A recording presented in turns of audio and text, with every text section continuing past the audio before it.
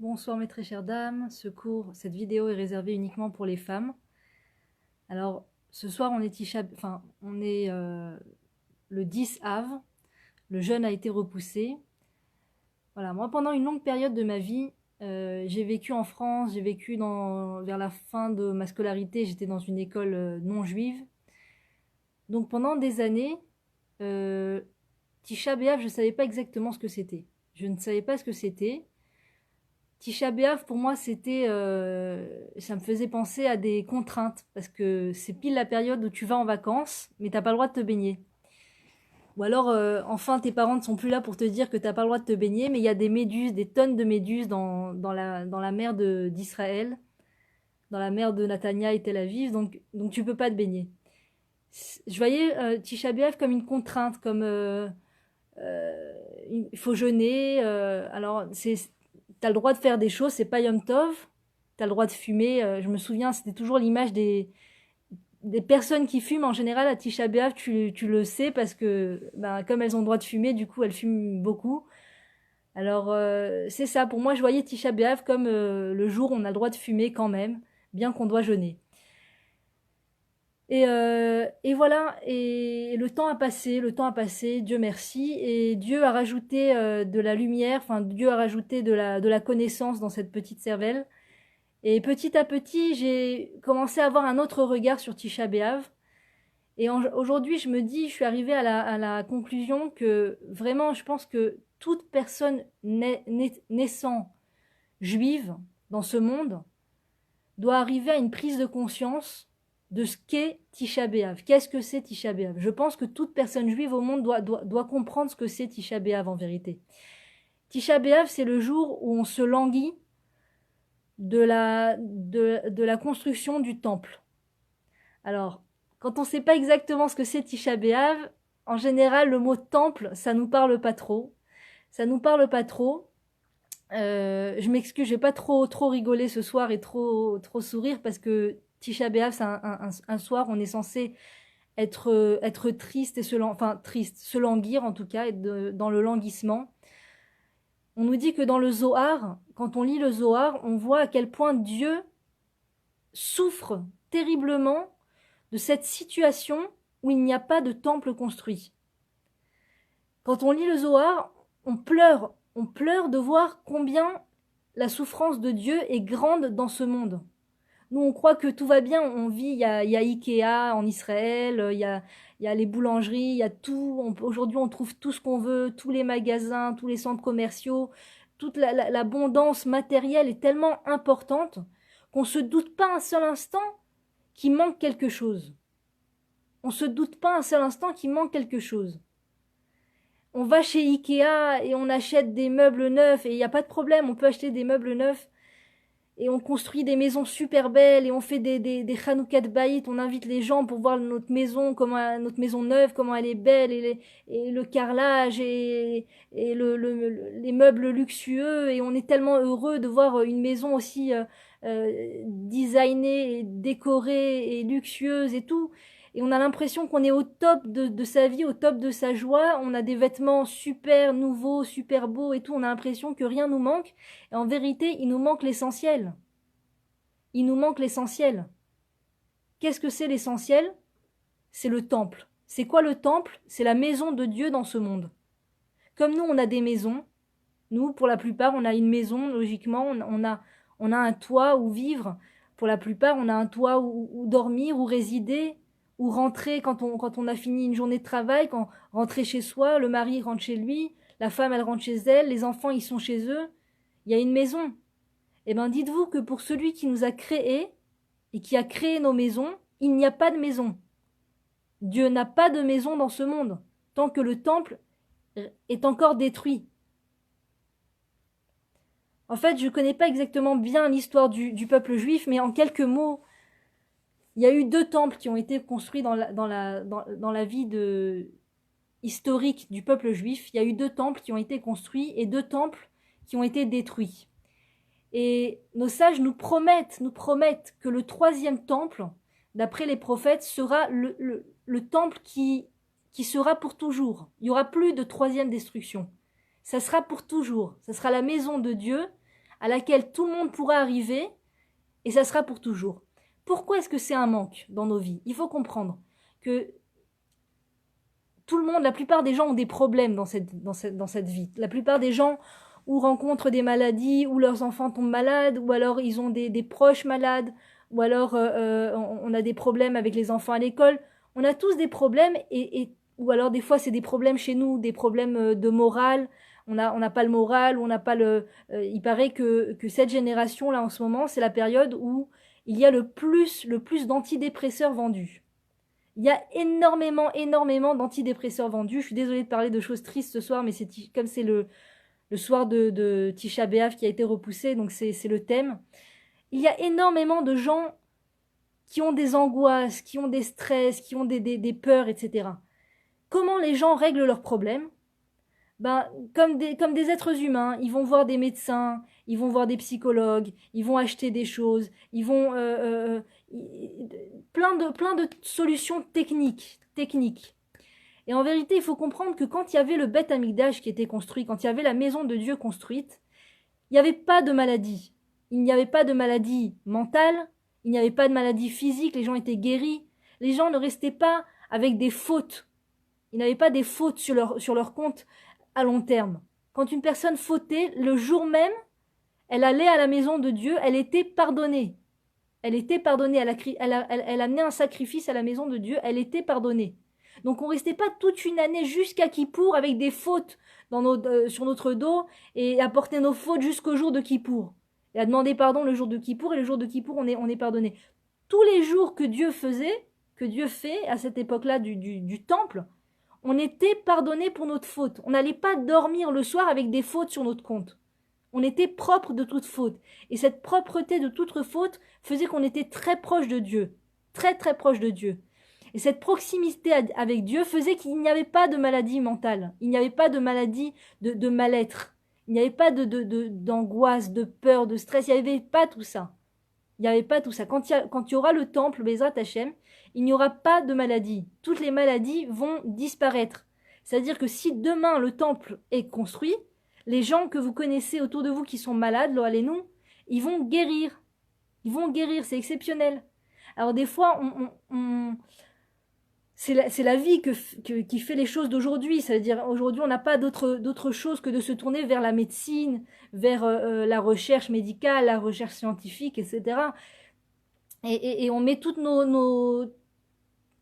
on se dit, pourvu que les médecins trouvent un nouveau un médicament à la maladie d'un tel, pourvu que tel médecin réussit à guérir, si tel médecin a dit qu'il y avait aucune chance, eh bien, on tombe en désespoir, et on met tout sur les médecins, sur la médecine, et c'est important d'aller voir un médecin, c'est important. Dieu nous dit de faire notre ishtadlout, d'aller voir un médecin quand on en a besoin, c'est très important.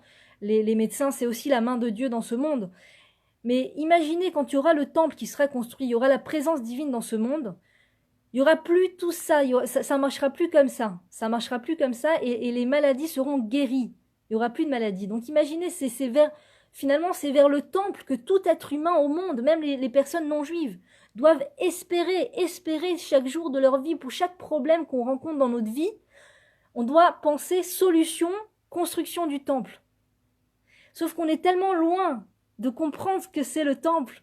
Pas pour tous, mais pour beaucoup, pour un grand nombre de la population. On est tellement loin de comprendre et réaliser vraiment ce qu'est le temple et ce qu'est la maison de Dieu dans ce monde, et ce qui va découler de cela, qu'on a du mal à espérer la reconstruction du temple. On a du mal à espérer. On espère s'acheter un nouveau vêtement, on espère aller voir un nouveau film, on espère plein de choses comme ça, très personnelles, très pour notre petit bien-être, etc. Mais espérer grand, espérer idéal, un idéal, c'est pas à la portée, parce qu'on ne sait pas exactement ce que ça représente. Je veux bien espérer la maison de Dieu, mais qu'est-ce que c'est? Qu'est-ce que ça veut dire? Qu'est-ce que ça veut dire techniquement? Ça veut dire que Dieu, il aura une maison où aller, et on dit que tous ceux qui ont des problèmes de émouna, de foi en Dieu, il leur suffira de s'approcher du temple, et tous leurs doutes se dissiperont. Il n'y aura plus de gens qui ne croient pas en Dieu, de gens athées, de gens qui ou même des fois les gens croient en l'existence de Dieu, mais pour ce qui les concerne dans leurs problèmes de tous les jours, ils ont des problèmes de émouna, des problèmes de foi. Par exemple, ils vont investir dans, je sais pas moi, ils vont dépenser beaucoup d'argent pour avoir des solutions à leurs problèmes, alors que des fois, il suffirait de faire une prière, de s'adresser à Dieu, de croire en Dieu, et la délivrance pourrait leur arriver. Mais comme ils ont du mal à croire que c'est entre les mains de Dieu et qu'il suffit juste de parler avec Dieu des fois, ou il suffit juste de prier, on a du mal à y croire, donc des fois, plein de fois pour nos problèmes, on passe à côté de la case parler avec Dieu et s'adresser à Dieu. Et donc ça fait que on traîne nos problèmes, et on arrive des fois à désespérer de se dire presque il n'y a pas de solution, ça il n'y a pas de solution, mon mari il est comme il est, et les gens ils sont comme ils sont, et il n'y a rien à faire, et c'est comme ça, et les gens ils sont très pessimistes dans ce monde, c'est genre tu leur dis un truc, ils te disent il n'y a rien à faire. Non mais il n'y a rien à faire, c'est comme ça, non mais n'espère pas une solution, c'est comme ça, il n'y a rien à faire. Parce que les médecins leur ont dit que c'était comme ça, les avocats leur ont dit que c'était comme ça, et en fait ils imaginent pas que Dieu est tellement grand que Dieu peut leur apporter la solution à leurs problèmes. Dieu a la solution à tous les problèmes dans ce monde. Et en fait, quand il y aura la maison de Dieu dans ce monde, quand on aura reconstruit le temple, eh bien, la présence de Dieu sera tellement palpable qu'il n'y aura plus de problème de manque de foi en Dieu. Et on saura, des fois, on a des grands doutes. On ne sait pas quoi faire, on ne sait pas comment agir. Est-ce que c'est bien d'agir comme ça? Est-ce que c'est pas bien d'agir comme ça? Est-ce que je dois dire ça? Est-ce que je dois pas le dire? On a tous, chacun à son niveau, à ses doutes à lui. Alors, le mieux quand on a des doutes, c'est de poser la question à un rave, bien sûr. C'est de poser la question à un rave. Mais quand il y aura la maison de Dieu, quand il y aura la reconstruction du temple, il suffira d'aller au temple, chacun recevra les réponses à ses problèmes, à ses doutes. Il n'y aura plus de doutes comme ça indéfinis pendant des années, des doutes et tout. On aura les réponses à nos doutes. Donc, quel est le problème technique aujourd'hui pour la reconstruction du Beth Amikdash? Qu'est-ce qui se passe? Pourquoi est-ce qu'on ne reconstruit pas le temple? Donc, il faut comprendre que le temple se situe sur ce qui s'appelle le Har HaBayit. C'est la maison du temple. La montagne du temple, ça s'appelle. Et ça se situe à Jérusalem. C'est à côté du Kotel. Là où il y a le Kotel, le mur des lamentations, entre guillemets, parce que cette appellation est loin de représenter la vérité. Le mur des lamentations, comme il l'appelle, se situe juste à côté du Har HaBayit. C'est là où est censé être reconstruit le temple. Et en ce moment, il y a une mosquée qui a été construite il y a quelques, je sais pas, centaines d'années, je ne saurais pas vous dire exactement au niveau historique. Et en dessous de cette mosquée, il y a toutes les preuves de l'existence du temple qu'il y avait à l'époque. Il y a les ruines du temple. Les vestiges du temple se trouvent en dessous de cette mosquée. Et la loi fait en ce moment que les Juifs ont le droit de monter au Har HaBayit. Les Juifs ont le droit d'y monter. Il faut passer par un portail électrique, par un portique électrique pour être sûr qu'on n'a pas d'armes, etc. Et une fois sur place, il est interdit, d'après la loi, de proférer des prières, d'entrouvrir la bouche pour parler, pour s'adresser à Dieu. C'est interdit. Il y a une loi, ils ont sorti une loi, c'est complètement absurde. Je n'arrive pas à comprendre cette loi, mais Akol Letova, Akol Minashamaim, on n'a pas le droit, la loi fait qu'on n'a pas le droit de prier sur place. Et il y a énormément de musulmans sur place qui crient et qui, chaque fois qu'une personne juive veut prier, ils se mettent à crier très fort « Allahu Akbar », donc c'est dur de prier. Mais je connais pas mal de personnes juives qui sont montées et qui n'ont pas eu peur, qui ont pris leur courage à deux mains et qui ont réussi à prier. Qui ont même fait la Hamida pour certains. J'ai entendu pas mal d'histoires comme ça. Moi, personnellement, je crois n'être jamais monté là-bas, je crois n'y être jamais encore allé. J'espère vraiment y aller parce que j'habite à Jérusalem, donc je ne suis pas loin de cet endroit. En fait, il faut se lever tôt le matin et aller là-bas. C'est tôt le matin qu'on a le droit d'y aller, il me semble. Et peut-être que j'y étais dans mon enfance, mais je m'en souviens pas. Donc voilà, c'est la situation technique en ce moment. Pour ce qui est de la situation spirituelle, on nous explique que la raison, parce qu'il y a forcément une raison spirituelle pour laquelle le temple n'est pas reconstruit, on nous dit que la raison est que c'est la haine gratuite. on nous explique qu'à l'époque, nos maîtres nous enseignent qu'à l'époque, ce qui a causé la destruction du temple, hormis le fait que ce sont des gens physiquement qui sont venus, des ennemis du peuple juif qui sont venus et qui ont cassé, qui ont brisé le temple, on nous dit que avant que ces ennemis ne viennent, déjà il y avait un problème avec le peuple juif qui se comportait pas exactement comme il fallait apparemment. Il y avait un manque d'amour entre les juifs. Il y avait un manque il y avait de la haine gratuite. Pardon, ça a coupé. Donc les gens avaient de la haine les uns pour les autres. Les gens ne respectaient pas les uns les autres. Il y avait de l'amertume entre les juifs. Trop d'amertume malheureusement. Et c'est ce qui a fait que le temple n'a pas pu persister. Et donc le peuple juif, le temple a été détruit par les ennemis du peuple juif. Et les juifs ont été parsemés dans tous les pays, ont été renvoyés d'Israël et ont été parsemés partout dans le monde. C'est ce qui s'appelle l'exil. Cet exil a duré 2000 ans et aujourd'hui, depuis 70 ans, on va dire, depuis l'État d'Israël, depuis la création de l'État d'Israël, et un peu encore avant, les Juifs ont commencé à revenir sur leur terre. Et la terre a recommencé à donner des fruits au peuple juif. C'est écrit dans les prophètes que quand on s'approchera de la période de la délivrance finale, la terre redonnera des fruits à ses habitants. Pendant des millénaires, la terre n'a donné aucun fruit. C'était une terre aride, pleine de ronces et de marécages. Il n'y avait rien, rien, rien. Et les Juifs avaient beau venir en Israël, ils ne pouvaient pas survivre tellement les conditions étaient rudimentaires. Et aujourd'hui, après 2000 ans d'exil, les choses ont changé. La terre redonne des fruits, tels que les prophètes l'avaient prédit.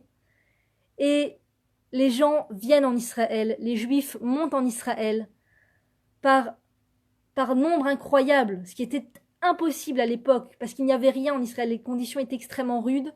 Aujourd'hui, les conditions n'ont rien à voir. La possibilité de monter en Israël est devenue tellement, tellement beaucoup plus simple qu'à l'époque. Il suffit d'aller à l'aéroport, de prendre un billet et on est en Israël. C'est tellement, tellement plus simple qu'à l'époque. Il y a encore quelques centaines d'années, les familles qui ont tenté de venir en Israël ont dû passer par le désert à pied, à dos de chameau, et ont perdu des enfants que Dieu préserve sur le chemin. Moi, je connais quelqu'un qui habite près de chez nous, une femme éthiopienne extraordinaire, et qui est extrêmement, extrêmement handicapée. Elle a son visage, mais son corps est tout réduit comme une enfant de 5 ans, par exemple. Et elle doit avoir la trentaine, il me semble. Elle s'appelle Ofra. Et c'est une Éthiopienne. Et on la rencontre souvent dans Pisgat Ze'ev. Elle est sur une chaise roulante, un genre de chaise roulante qui n'est même pas une chaise, qui est un genre de plateau roulant. Elle est reliée à un appareil respiratoire. Pourquoi je vous raconte tout ça? Pour vous dire que un jour, elle m'a raconté son histoire. Je la voyais à chaque fois de loin et je me disais, mon Dieu, c'est terrible, par quoi est passée cette personne, par quoi passe cette personne? Et un jour, elle m'a raconté son histoire. Elle m'a dit qu'ils sont partis d'Éthiopie. Sa maman est partie d'Éthiopie pour venir en Israël et elle était enceinte d'Ofra. Et les conditions étaient tellement dures que sa maman a accouché dans le désert, en pleine marche. Et c'était tellement difficile elle a presque failli ne pas survivre à cet accouchement.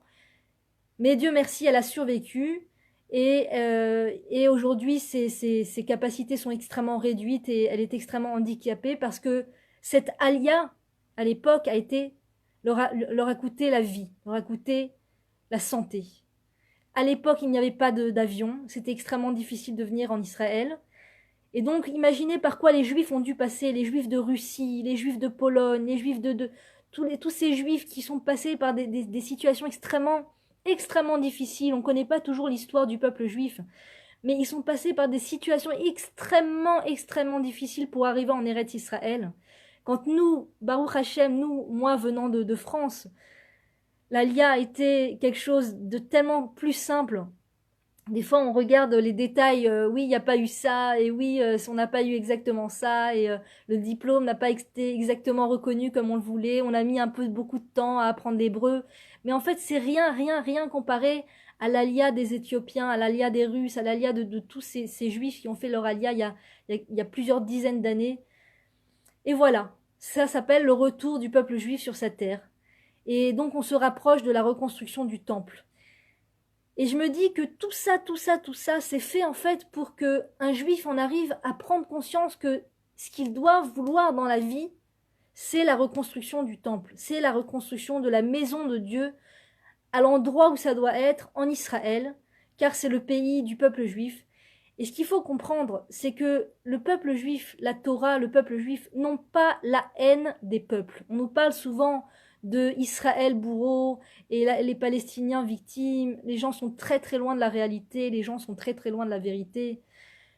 Le peuple juif n'a pas en haine les autres peuples. Au contraire, c'est l'amour que les juifs ont pour les autres peuples qu'il fait qu'on doit absolument vouloir reconstruire ce temple. Parce que ce temple va apporter la lumière, pas seulement au peuple juif, mais à tous les autres peuples au monde. Quand je vous dis qu'il n'y aura plus de maladies mentales, morales, il n'y aura plus de dépression, il n'y aura plus de tragédie, il n'y aura plus de tous ces problèmes et toutes ces angoisses, tous ces stress, toute la crise financière et toutes les catastrophes du monde et les gens qui n'arrivent pas à avoir d'enfants, les gens qui n'arrivent pas à se marier, les maladies génétiques, tout ça, pas seulement chez le peuple juif, dans tous les peuples au monde, tous les problèmes se résoudront, tous les problèmes de famille, les problèmes de cellules familiales, les problèmes de paix conjugale, les problèmes de guerre entre les gens, de guerre entre les frères, de guerre entre des problèmes d'héritage, les gens qui se déchirent pour les héritages, que Dieu préserve.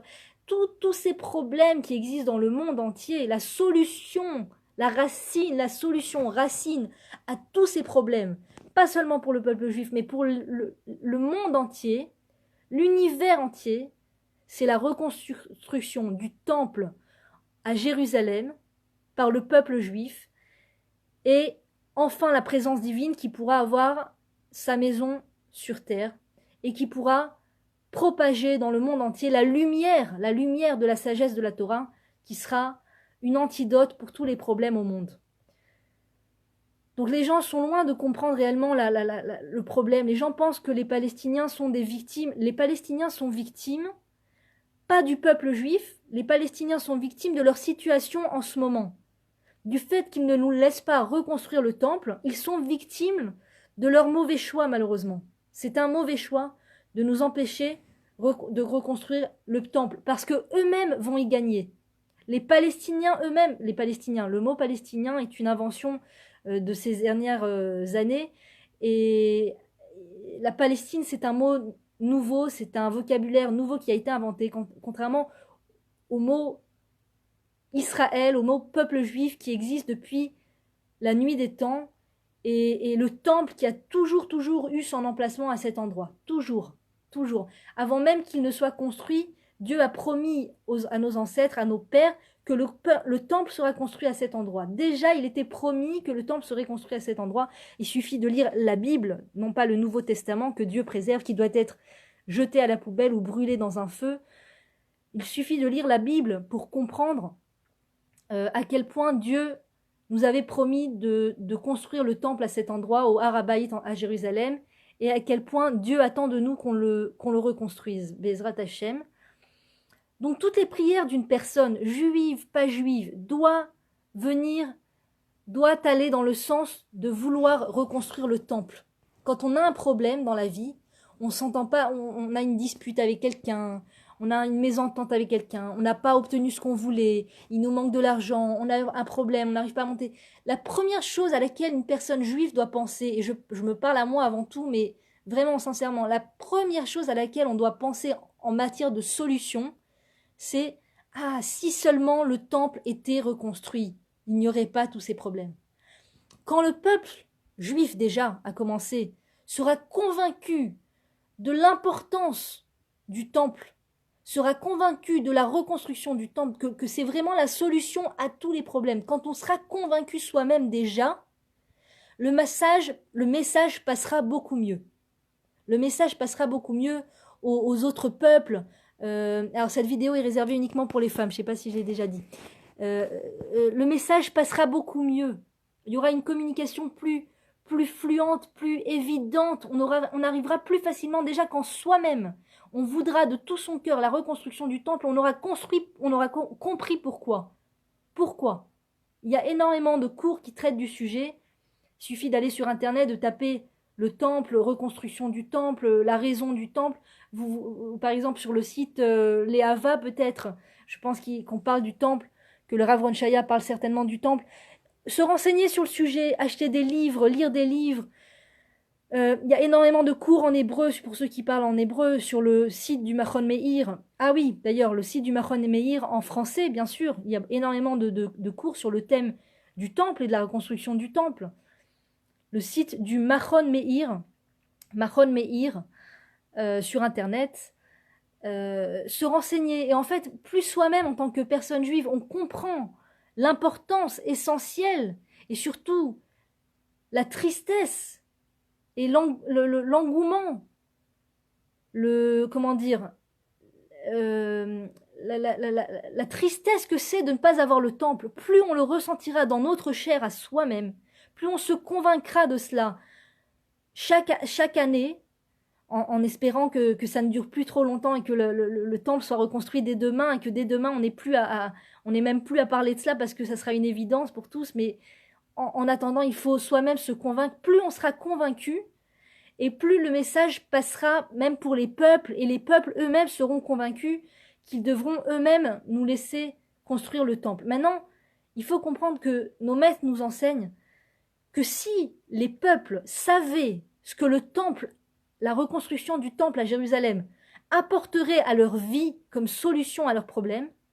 eux-mêmes viendraient avec tout l'or et tout l'argent qu'ils ont pour eux-mêmes construire le temple avec nous et nous aider à construire le temple et ils mettraient des gardes jour et nuit pour que personne ne s'approche d'un millième du temple pour faire quelque chose de mal au temple, pour porter atteinte au temple. Si les peuples savaient, malheureusement, nous sommes dans une période, bien heureusement, nous sommes dans une période où on se rapproche de cela, on se rapproche de la connaissance, mais on est encore dans une période de brouillard. On est encore dans une période de brouillard, dans une non-connaissance. On ne sait pas exactement ce que c'est. On a l'impression que nous sommes des colonisateurs. Il y a plein de mots comme ça qui font très peur, des mots... les gens voient le peuple juif, les Israéliens, avec une vision, les colonisateurs, et ils prennent la place et tout. Extrêmement faussé, malheureusement, extrêmement faussé, qui vient d'une inculture de l'histoire du peuple juif et d'une inculture de l'histoire du monde de manière générale, dû malheureusement à toute cette mascarade qui est malheureusement le christianisme et le Nouveau Testament. Et pour cela, il suffit de lire le livre Le Retour d'Israël et l'espérance du monde du Rav Avraham Livni. C'est un livre extraordinaire qui met clairement la lumière sur tout le mensonge et tout le brouillard qu'a apporté dans ce monde le christianisme en dérobant, en cherchant à dérober la place du peuple juif. Mais bon, voilà, le retour du peuple juif prouve bien par milliers, prouve bien que le christianisme n'était qu'un mensonge quand il a voulu faire croire que Dieu a abandonné son peuple et qu'aujourd'hui le nouveau peuple élu c'est les chrétiens. Bon, malheureusement, c'est que du mensonge, et tout ce mensonge a apporté beaucoup de brouillard dans le monde, et donc les gens ne savent pas exactement ce qu'il en est. Vous pourrez trouver aussi beaucoup d'informations sur le site du Rav Dinovitch, le Rav Dinovitch, sur Internet. Le Rav parle beaucoup de cela aussi, il est vraiment expert en le sujet. Et donc, tout ce brouillard fait que on sait pas exactement qu'est-ce que c'est le temple, pourquoi, qui est contre qui est le bourreau, qui est la victime. Les gens, les réelles victimes sont les victimes de l'inculture, sont les victimes de la non-connaissance. C'est ça la réelle victime dans ce monde, c'est la personne qui ne sait pas en fait. Qui ne sait pas. Alors, souvent ce sont les peuples, les non-juifs qui ne savent pas tous, mais beaucoup. Et malheureusement, parfois, ce sont les juifs aussi qui ne savent pas eux-mêmes, qui ne connaissent pas leur héritage, Et on est dans dans cette génération où il y a tellement de bruit à l'extérieur, tellement de la surconsommation, et le luxe, ouais, la surconsommation, les films, les concerts, et la musique bruyante, et tout est là, les réseaux sociaux, Facebook, Internet, qui peuvent être parfois de très bons moyens, mais qui, pour beaucoup, malheureusement, sont juste ce qui s'appelle en hébreu asachat adaat. Toutes ces choses-là viennent nous sortir de notre élément, nous sortir de notre concentration. Au lieu d'être concentré sur l'essentiel dans ce monde, eh ben, on perd nos repères, on a l'esprit complètement qui divague entre la musique forte et les concerts et tout ça, et la consommation et la mode et tout ça, et les clips et tout. On a l'esprit qui divague et on sait plus, on se prend pour des acteurs, on se prend pour des mannequins, on se prend pour des... euh, et on a de quoi se prendre pour des mannequins parce que le peuple juif est un peuple très beau, Baruch Hashem, et les filles ont beaucoup de charme et les garçons ont beaucoup de charme.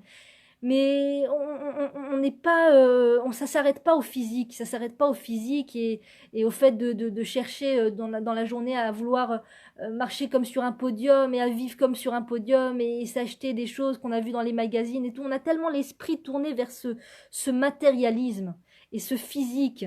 Et je dis pas que ça doit complètement disparaître. On a le droit d'avoir un bel appartement, on a le droit de s'habiller joliment et de faire attention à son physique, on a le droit.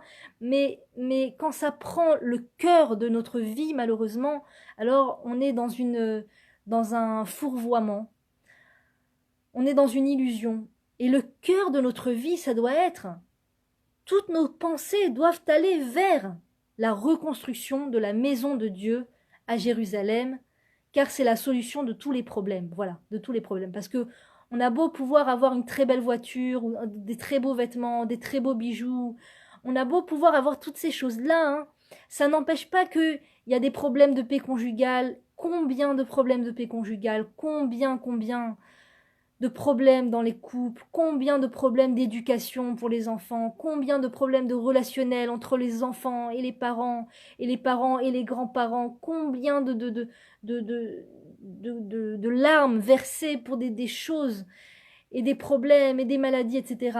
Quand on sait que la construction du temple est la solution sans effet secondaire, parce que tu peux prendre des médicaments contre le stress, mais les effets secondaires sont terribles, des fois les médicaments sont plus problématiques dans la vie d'une personne que la dépression elle-même, que Dieu préserve.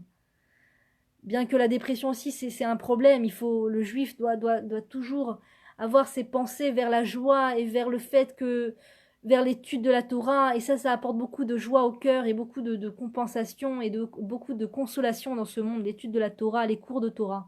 Les cours de Torah, combien ça apporte de consolation. Ma belle-mère, que Dieu la bénisse, me disait, je m'endors et je me lève avec les cours du Rav Ifrar. Le Rav Ifrar, Avraham Ifrar sur YouTube, qui sont des cours fantastiques. Elle me dit, je m'endors avec ces cours et je me lève avec ces cours. Mais quelle consolation, quelle consolation. Les cours de Torah, ça console l'âme et ça aide à comprendre Kumi Uri, Itnahari, mais Afar Kumi. On nous dit dans la chanson qu'on chante le Shabbat, lève-toi, lève-toi et déblaye toute cette poussière qui est sur toi. Revêt tes vêtements de splendeur. On parle à l'âme juive, Revêt tes habits de splendeur. Tu es fille juive, garçon juif. Tu es un prince, tu es une princesse de Dieu.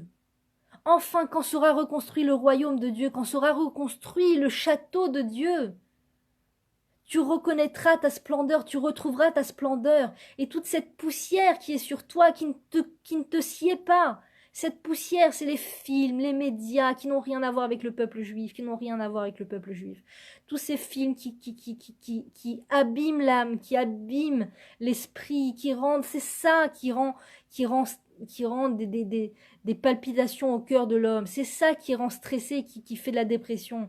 C'est les films, c'est les médias, c'est toutes ces choses-là. Comme on dit, tu manges ce que tu cuisines. Ce que tu cuisines, c'est ce que tu vas manger au final.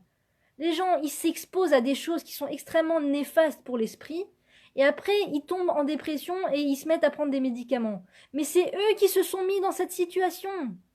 On se met dans la situation d'angoisse et de dépression quand on vit dans l'illusion, quand on vit,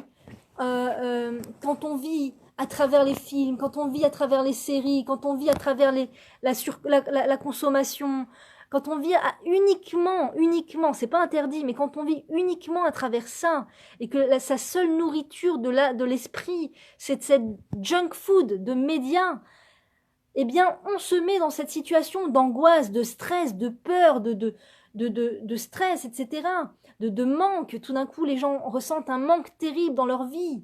Les gens ressentent un manque terrible dans leur vie, ils ne sauraient l'expliquer. Ils se tournent vers les médicaments, et ces médicaments ont des effets secondaires extrêmement problématiques sur les gens.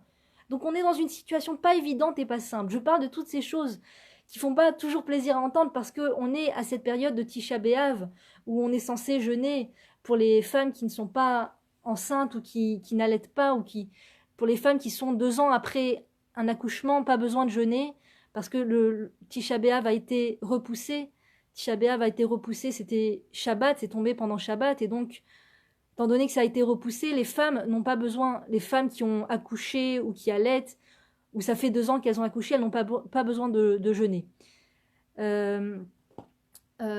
Ou les malades aussi, me semble-t-il, mais je ne suis pas sûre, poser la question à un rave. En tout cas, pourquoi est-ce qu'on jeûne?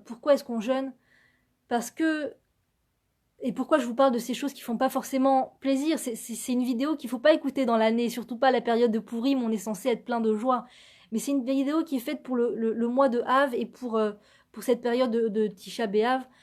Pourquoi on est dans une situation qui est pas évidente et qui est pas simple, où on a du mal à faire le lien entre notre problème et la réelle solution. On va chercher des solutions qui sont extrêmement a priori, qui sont extrêmement qui sont pas exactement les solutions à nos problèmes. Et les vraies solutions à nos problèmes, en vérité, c'est de se tourner vers Dieu. C'est de se tourner vers Dieu et de comprendre que Dieu, il souffre terriblement de cette situation, telle que nous le dit le Zohar, où il n'a pas de maison où résider. Alors là, on est rentré dans le jeûne et mon fils m'a vu avec un visage un peu défait. Il m'a dit: qu'est-ce qu'il y a, maman? Pourquoi? Qu'est-ce qu'il y a? Je lui ai dit: mon fils chéri, tu te rends compte, Hachem, il n'a pas de maison où aller. Il n'a pas de maison où aller. Il m'a dit: mais maman, et qu'il vienne à la maison. Alors je lui ai dit: chéri, je ne sais pas si c'est une bonne réponse. Je lui ai dit: chéri, la maison elle est trop petite.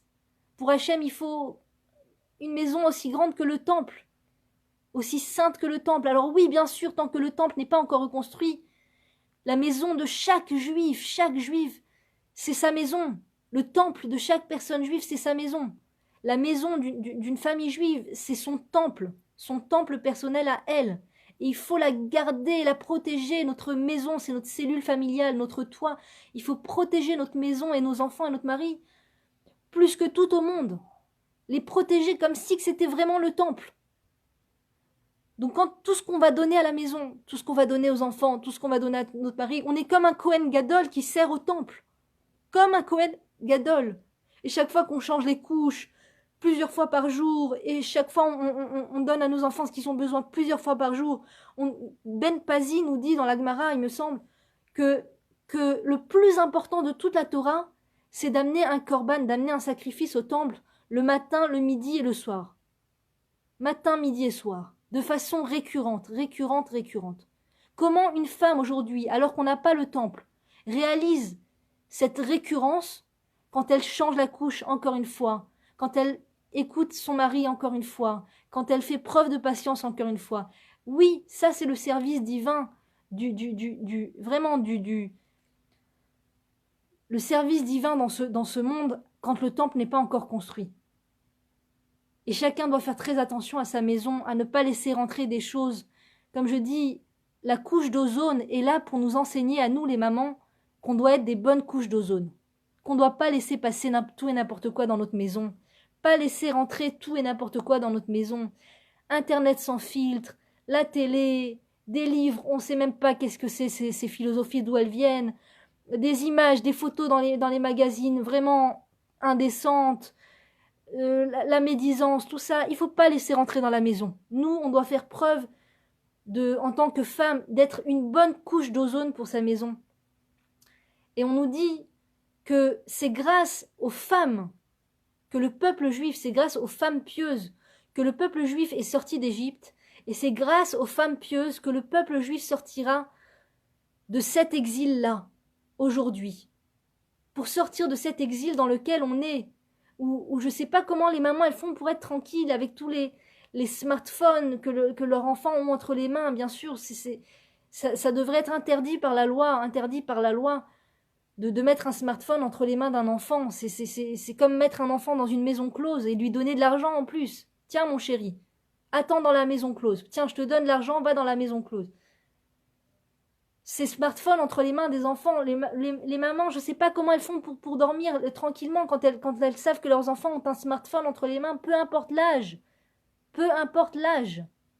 Imaginez la perversité de cet objet, un smartphone. À l'époque, il y avait la maison close qui était extrêmement mal vue, et puis il y avait l'enfant qui est dans sa maison et qui joue avec un petit objet, qui joue avec un petit avion en bois. Aujourd'hui, l'enfant joue avec la maison close. La maison close, c'est le jeu de l'enfant. Il joue à apprendre l'alphabet, il joue à apprendre les chiffres, et un jour, il tombe sur une image terrible, sur une image indécente. Toutes toutes les études qui ont été faites prouvent qu'un enfant qui a un smartphone entre les mains tombe sur des vidéos et des images indécentes à partir de l'âge de 9 ans, sans l'avoir cherché, sans l'avoir voulu. 9 ans, c'est l'âge où un enfant tombe pour la plupart sur des images indécentes sur Internet. Vos enfants, nos enfants, que Dieu préserve, que Dieu préserve. Pour moi, c'est la chose qui me déchire le plus le cœur aujourd'hui. Pour moi, c'est la chose qui me déchire le plus le cœur aujourd'hui. Et c'est vraiment la chose sur laquelle je dis à Dieu, mon Dieu, combien d'enfants vont devoir s'abîmer au contact de cette chose terrible qui est Internet, qui sont les smartphones sans filtre, qui sont les Internet sans filtre. Combien d'enfants vont encore devoir s'esquinter, esquinter leur âme, esquinter leur esprit, esquinter leurs yeux, esquinter leur morale avec ces choses-là complètement perverses. Combien vont devoir tomber dans des photos et des films pareils avant que le temple ne soit reconstruit. Pour moi, c'est la chose vraiment sur laquelle qui me pousse le plus à demander le temple, vraiment la reconstruction du temple, parce que c'est vraiment, je veux pas mettre la panique, mais vraiment, il faut, quand les gens sont pas conscients, moi je pense qu'on peut et qu'on doit utiliser les mots qu'il faut, qu'on doit mettre les pieds dans le plat. Alors c'est vrai, l'ambiance et le coaching et comment dire, la psychologie positive et les pensées positives. Mais si on est dans ces pensées positives et qu'on refile un smartphone à son enfant, alors il y a un moment où, attends, 2 minutes là, arrête de penser positive, pense vérité. Pense vérité, 2 minutes. Ah oui, mais c'est mon téléphone et comment je peux faire et il me le prend à chaque fois des mains. Eh ben, prends les choses en main. Mets un filtre. Tu peux aujourd'hui, il y a un laboratoire pour téléphone.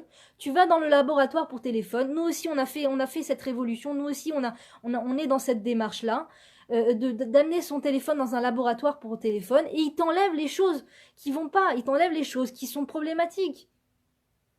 Il y a un rave qui raconte que son fils a reçu comme cadeau pour un de ses anniversaires un smartphone. Et donc le rave, il a couru dans un laboratoire pour smartphone pour qu'il lui enlève Internet. Et le travailleur lui a dit je suis désolé monsieur, on peut pas enlever Internet, c'est pas possible et tout. Il dit faites votre possible, je vous en supplie, faites un effort. Vous êtes sûr qu'on peut pas enlever Internet? Et le travailleur lui a dit si, on peut enlever Internet, mais vous n'êtes pas un pigeon, vous payez pour Internet. On va pas vous enlever Internet, vous n'êtes pas un pigeon. Et le rave lui a répondu justement parce que je ne suis pas un pigeon, tu vas m'enlever Internet. Parce que non seulement je dois payer pour Internet, mais en plus mon fils va s'esquinter au travers d'Internet parce que je paye Internet. Je paye Internet, donc on va laisser Internet. Alors je paye Internet, mais tu m'enlèves Internet. Tu m'enlèves Internet. Il faut arrêter la politique de l'autruche. Il faut ouvrir les yeux. On sait ce que c'est Internet. Nous savons aujourd'hui, adultes consentants que nous sommes, nous savons ce que c'est Internet. Et quand on fait rentrer Internet à la maison, c'est un bord Bereshut Arabim, c'est comme un trou On dit que celui qui creuse un trou et qui ne met pas autour une barrière, celui qui tombe dans ce trou, c'est de la faute de celui qui l'a creusé et qui n'a pas mis de barrière. Et celui-là lui doit des dommages et intérêts. Quand une personne fait rentrer Internet dans sa maison, avec le smartphone, avec l'ordinateur, et qu'elle ne met pas la barrière qu'il faut, qu'elle ne met pas le filtre, elle devra donner des comptes, les dommages et intérêts de l'âme de ses enfants. Alors elle fait attention de mettre la ceinture, elle fait attention de leur donner de la nourriture saine, et c'est super. Elle fait attention de mettre les brassards avant de mettre les enfants dans la piscine. On fait attention d'enlever les prises à bas niveau. On fait attention de mettre des coins en plastique à chaque table. Bravo, c'est merveilleux. Mais si on laisse un smartphone entre la main de nos enfants, qu'est-ce qu'on a fait? Qu'est-ce qu'on a fait? Alors on leur explique comment traverser la rue et c'est très bien, c'est important. Mais l'enfant, il a un smartphone dans la main, il va tomber sur des images terribles. À chaque instant, il peut tomber sur des images terribles.